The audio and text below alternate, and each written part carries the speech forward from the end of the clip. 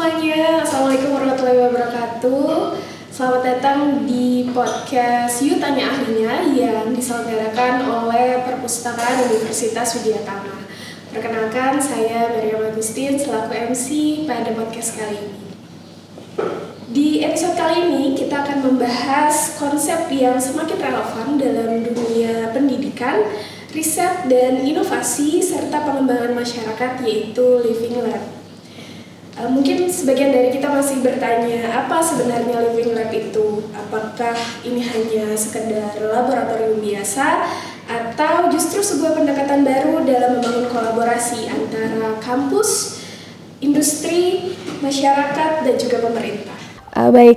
Sekarang telah hadir di tengah-tengah kita Rektor Universitas Widyatama, yaitu Profesor Dr. Haji Dadang Suganda M.Hum, yang akan berbagi pandangan strategis mengenai bagaimana Living Lab diintegrasikan dalam tata kelola institusi, penguatan tridharma perguruan tinggi, serta kontribusi kampus terhadap ekosistem inovasi. Untuk itu, tanpa berlama-lama lagi, mari kita mulai. Selamat datang, Prof. Selamat datang. Terima kasih atas waktu dan kesediaannya berbagi pandangan mengenai Living Lab, khususnya di Universitas Widyatama. Mungkin kita semua masih banyak yang penasaran nih, Prof, apa sih Living Lab itu gitu. Mungkin Prof bisa membagikan insight untuk kita semua mengenai apa sih Living Lab Universitas Widyatama itu, Prof. Silakan. Baik, terima kasih Mbak atas kesempatan untuk saya memberikan semacam informasi berkaitan dengan pelaksanaan Living Lab di Widyatama. Sebetulnya ide ini berawal dari ketika saya mengikuti arahan dari Sesdijen Saintek, Dr. Samsuri waktu itu di Jakarta, bahwa salah satu program Dirjen Saintek itu perguruan tinggi harus melaksanakan Living Lab. Lalu kami merenungkan Widyatama apa yang bisa kami lakukan berkaitan dengan Living Lab itu. Kemudian kami petakan, kami telusuri, dan akhirnya kami berkesimpulan bahwa kami sangat yakin dan bisa melaksanakan kegiatan Living Lab. Nah, Living Lab ini pada kesempatan yang ingin saya sampaikan adalah bentuk implementasi bahwa sebuah perguruan tinggi itu harus menciptakan riset hilirisasi berdampak dan bermanfaat bagi masyarakat. Nah, kebetulan kami punya mitra dari INTI International Malaysia. Jadi Living Lab ini kerjasama antara Universitas Widyatama dan Universitas INTI International Malaysia. Apa yang kami lakukan? Pertama, kami melakukan riset berkaitan dengan budidaya ikan lele di Desa Cileles, Kecamatan Jatinangor, Kabupaten Sumedang. Masyarakat di sana banyak yang memiliki peternakan ikan, tapi pada saat itu masih dilaksanakan dengan cara tradisional. Lalu kami berdiskusi dengan Prof.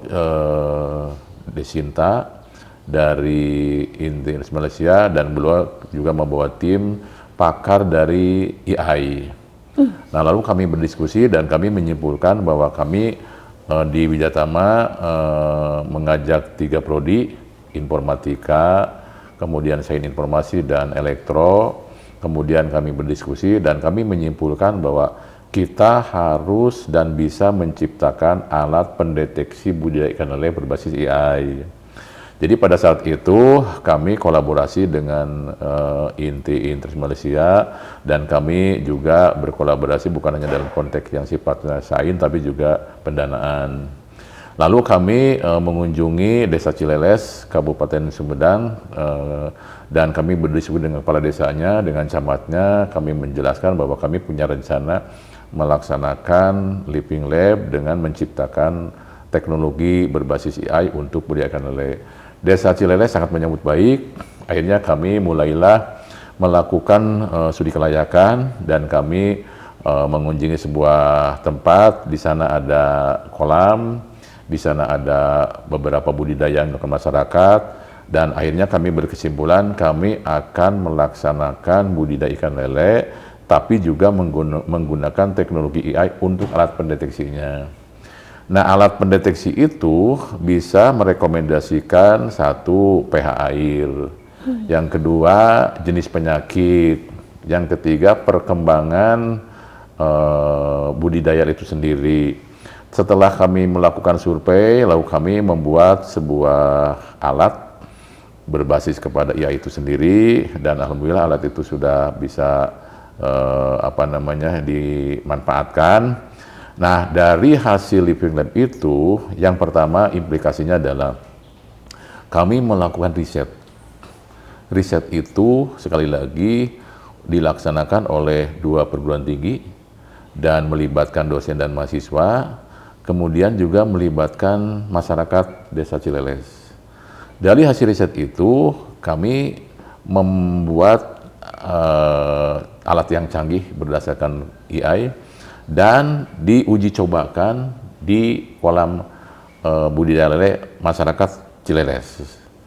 Hasil dari uji coba itu kita bisa mendeteksi sekali lagi berkaitan dengan pH air, berkaitan penyakit ikan, berkaitan dengan perkembangan pembesaran, dan lain-lain. Alhamdulillah mendapat apresiasi.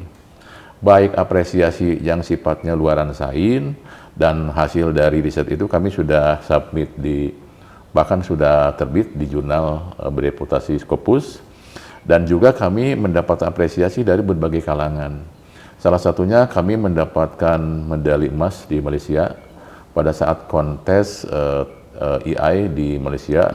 Kemudian kami juga mendapat apresiasi dari LL Dikti Wilayah 4 Jabar, dan bahkan Kepala LDikti waktu itu berkunjung ke tempat kami bahwa kami salah satu perguruan tinggi yang menciptakan novelty yang berbasis kepada teknologi. Kemudian dari hasil perenungan kami berkaitan dengan lahirnya alat pendeteksi canggih itu, Pak Kepala LDikti 4 menyarankan harus ada dampaknya bagi masyarakat. Oleh karena itu, kami di batch pertama kami melakukan itu dan sudah menciptakan alat pendeteksi. Kemudian kami merenungkan, kata Pak Kalem itu waktu itu harus ada implikasi ekonomi sirkuler. Jadi dari Living Lab itu bukan hanya menciptakan alat canggih, tapi harus berdampak dan bermanfaat bagi masyarakat. Oleh karena itu kami bekerja sama dengan masyarakat di sana, dan bekerja sama dengan BUMDes di Desa Cileles, harus berimplikasi pada UMKM. Ya, pada akhirnya kami merangkul Taruna Karya, masyarakat di sana, lalu kerjasama, dan alhamdulillah hasil dari budidaya itu sekarang sudah ada luaran yang bisa berdampak kepada pemenuhan kebutuhan ikan di Desa Cileles. Kemarin itu panennya itu lumayan, kira-kira 1,5 kintal, dan sudah dijual oleh anak-anak Tarka di sana kepada masyarakat yang membutuhkan. Sekarang masih berlangsung, dan insya Allah akan ada panen berikutnya. Jadi apa yang kami lakukan bukan hanya dalam konteks berimplikasi kepada sains, penciptaan teori dan ilmu, tapi juga berdampak kepada hilirisasi, kemudian kebermanfaat bagi masyarakat. Sekali lagi, ke depan kami akan secara serius bekerja sama dengan BUMDes, bekerja sama UMKM di masyarakat Cileles untuk mengembangkan budidaya lele.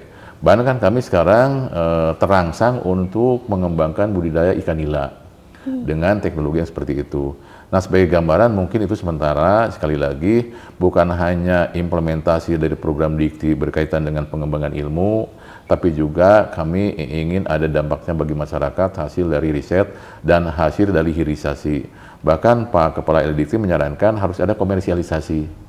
Oleh karena itu pada batch 2 kami akan menyempurnakan alat itu, mudah-mudahan nanti bisa memiliki nilai jual bagi masyarakat. Sisi positifnya bagi masyarakat adalah bisa melaksanakan beternak ikan lele secara mudah, gampang menggunakan teknologi itu. Dan itu sudah kita buatkan di dalam aplikasi alat-alat digital seperti HP dan lain-lain. Jadi kematian ikan, pembesaran ikan, kemudian juga kondisi cuaca itu bisa terdeteksi. Oleh karena itu kami bisa mengantisipasi hal tersebut terjadi jika memang ada hal-hal yang bisa mematikan ikan itu sendiri. Mungkin itu gambaran besar seperti itu. Oke, menarik sekali ya. Jadi ini semacam bukan laboratorium biasa ya Prof ya, tapi ini seperti kolaborasi antara kampus tadi ya, kemudian pemerintah ya, kemudian juga ada industri UMKM di situ di dalamnya, dan juga sebagai alat untuk pemberdayaan masyarakat seperti itu ya. Lalu Prof, tadi kan ini dikatakan bahwa ini adalah hasil kolaborasi dari Universitas Widyatama dan juga universitas yang di Malaysia ya. Malaysia ya. Ya, apakah dari tim Universitas Widyatama melakukan seperti paten atau hak cipta seperti itu? Ya, memang kami dalam konteks implementasi Living Lab ini dilihat dari 3 sisi: input, proses, output. Nah, output yang kami rancang pertama yaitu kami ingin ada hasil sains dalam bentuk pengakuan secara ilmiah. Oleh karena itu kami sudah submit di jurnal dan sudah terbit di Scopus Q3. Kemudian dalam konteks penghargaan dari sisi novelty teknologi, kami sudah mendapatkan apresiasi medali emas di Malaysia pada saat kontes luaran yang bersifatnya berbasis teknologi. Nah, kemudian dalam konteks kebermanfaatan bagi masyarakat, kami ingin mengembangkan ini menjadi ekonomi sirkuler. Nah, yang kami fokuskan dalam konteks ekonomi sirkuler adalah kami ingin ada semacam transaksi lele ini untuk kepentingan ekonomi kerakyatan. Salah satunya kami merancang ingin ada semacam pecel lele Cileles. Kemudian ingin ada semacam pembuatan filet berbasis ikan lele, dan juga sekarang ada permintaan untuk pemenuhan gizi di MBG.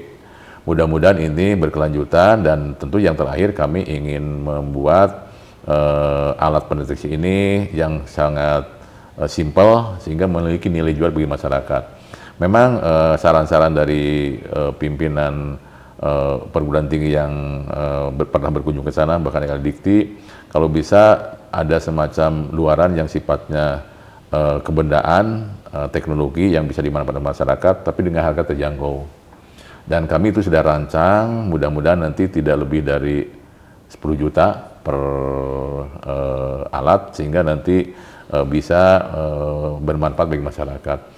Lalu dalam konteks yang lainnya, luarannya kami tentu ingin ada semacam haki, karena bagaimanapun itu kan bermanfaat bagi kehidupan masyarakat banyak.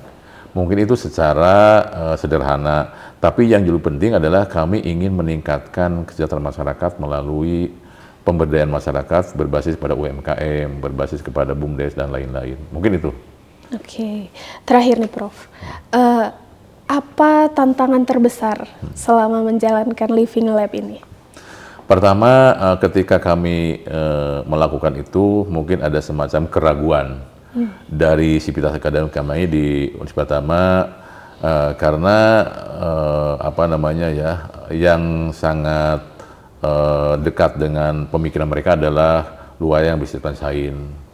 Dan Living Lab ini dalam konteks pergaulan sosial, konon baru Widyatama yang menggunakan istilah itu.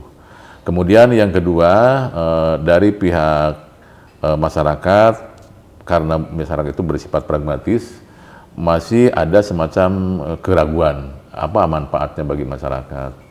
Dan tentu dalam konteks yang lebih luas, apa manfaat yang bisa diterima oleh masyarakat dalam peningkatan kesejahteraan hidup.